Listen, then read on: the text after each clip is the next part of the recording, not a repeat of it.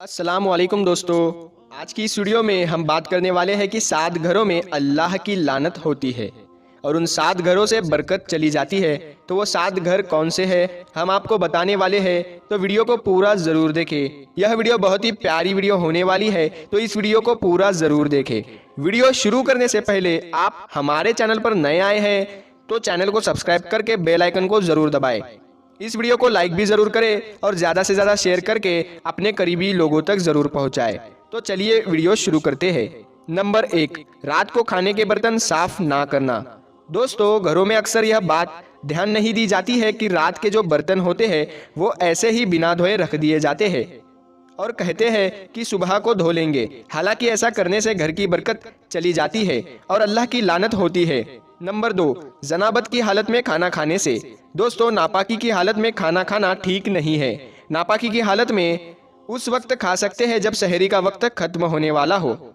जिन घरों में लोग नापाकी की हालत में खाना खाते हैं तो ऐसे घरों में भी बरकत नहीं होती है। नंबर 3, वालिदैन का अदब ना करने से। दोस्तों, वालिदैन का अदब जिस घर में बदतमीजी की जाती है तो ऐसे घरों में भी अल्लाह की लानत होती है और ऐसे घरों में बरकत नहीं होती। नंबर 4, खड़े होकर पेशाब करने से। दोस्तों, जो लोग खड़े होकर पेशाब करते हैं उनके घर से बरकत चली जाती है, तंगदस्ती आ जाती है, इसीलिए खड़े होकर पेशाब नहीं करना चाहिए। नंबर 5, घर के जालों को साफ नहीं करने से। दोस्तों, घर के जाले साफ ना करना तो यह भी तंगदस्ती की अलामत है। बाज लोग मकड़ी वगैरह के जाले इसलिए साफ नहीं करते हैं, कहते हैं कि मकड़ी को नहीं मारना चाहिए, तो ऐसा कुछ नहीं है। मकड़ी को मार सकते हैं और उसके जालों को साफ करना चाहिए। नंबर 6,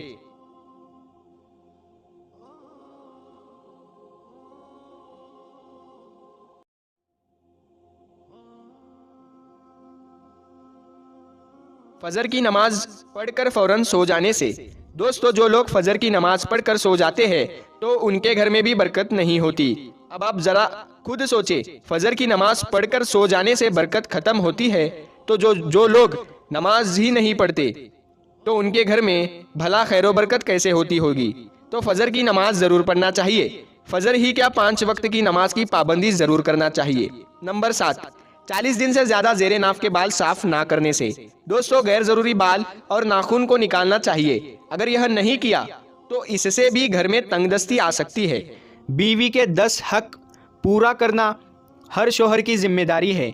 यानी आज हम आपको औरत के 10 हक बताने वाले हैं जिनको पूरा करना हर शौहर की जिम्मेदारी है। प्यारे दोस्तों, बहुत ही प्यारी वीडियो होने वाली है, इसीलिए आप लोगों से गुजारिश है आप लोग इस वीडियो को लाइक करके शेयर ज़रूर करें। तो चलिए वीडियो शुरू करते हैं। नबी करीम हुज़ूर पाक सल्लल्लाहु अलैहि वसल्लम का फरमान है कि तुम में अच्छे वो है जो अपने बीवियों के हक में अच्छे हैं। अपनी बीवी का सही बात पर ज़रूर साथ दे। कभी किसी की हिम्मत नहीं होगी कि वो आपकी बीवी को बेइज्जत करे। अपने बीवी को प्यार की मार मारो, देखना वो तुम्हारी ज़िंदगी को जन्नत बना देगी। अपने बीवी के खर्च का बाइज्जत बंदोबस्त करे।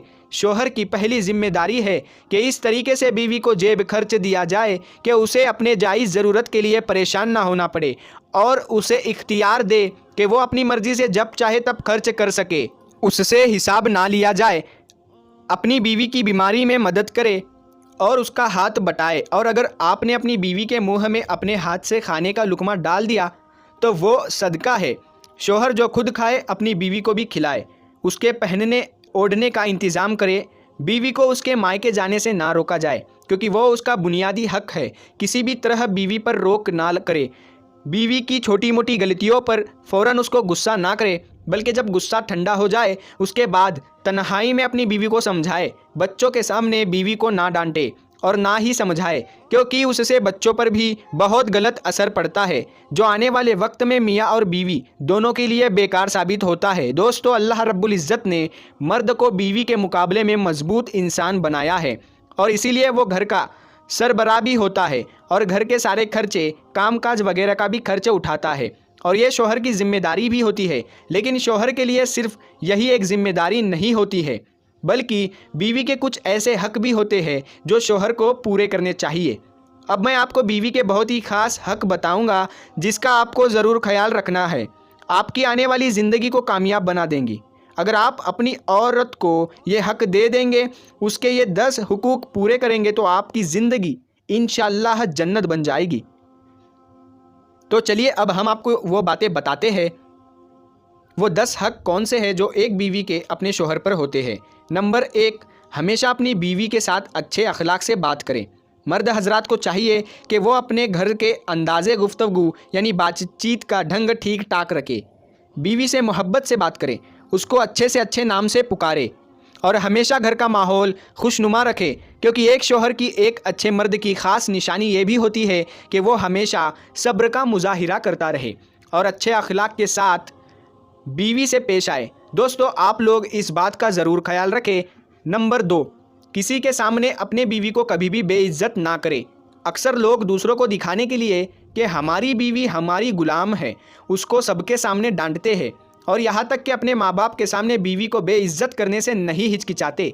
और शोहर की इन्हीं बेवकूफ़ियों की वजह से बीवी का मोम की तरह नरम दिल टूट जाता है और फिर जब भी वो गुस्से में अपने शोहर की इज्जत नहीं करती तो फिर आप कहते हैं कि कैसी बीवी है।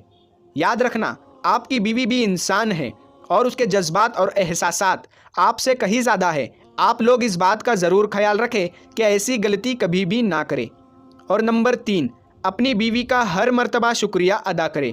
मर्द हजरात इस बात का ज़रूर ख्याल रखें कि आप दिन भर में कम से कम 3 बार बीवी का शुक्रिया ज़रूर अदा करें, क्योंकि आपकी बीवी आपके घर में काम करने वाली सिर्फ एक औरत ही नहीं बल्कि आपके नस्ल की निगहबान भी है और सबसे बढ़कर आपकी इज्जत भी है, जो दिन रात आपके बच्चों को संभालती है और घर को साफ़ सुथरा रखती है और आपके हर अच्छे और बुरे हालात में आपके साथ खड़ी रहती है।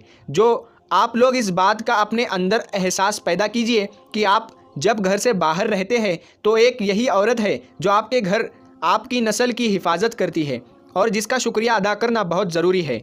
और नंबर 4, अपनी बीवी से मोहब्बत का इजहार करें और उसकी तारीफ़ करें। यही बीवी का सबसे अहम हक है कि आप अपने बीवी की तारीफ़ करें, उससे मोहब्बत का इजहार करें, क्योंकि शादी से पहले बीवी माँ बाप के साथ अपने घर पर बहुत ही प्यार और मोहब्बत के साथ रह रही होती है और सब छोड़कर आपसे निकाह करके अपनी ज़िंदगी की डोर आपके हाथ में दे देती है और इसीलिए वो आपसे कई ज़्यादा उम्मीद रखती है कि आप उसको अपने भाई बहन और माँ बाप से भी ज़्यादा प्यार करेंगे और उसका ख्याल रखेंगे और उसके एहसास और जज्बात का भी ख्याल रखेंगे। नंबर 5, घर के कामों में बीवी का साथ दीजिए।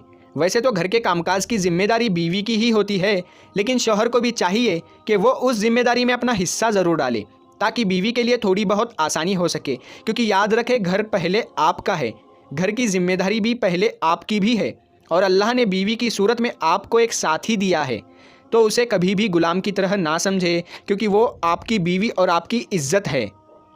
यकीन मानिए आपकी थोड़ी सी कोशिश उसके लिए बहुत बड़ा सहारा बन जाता है।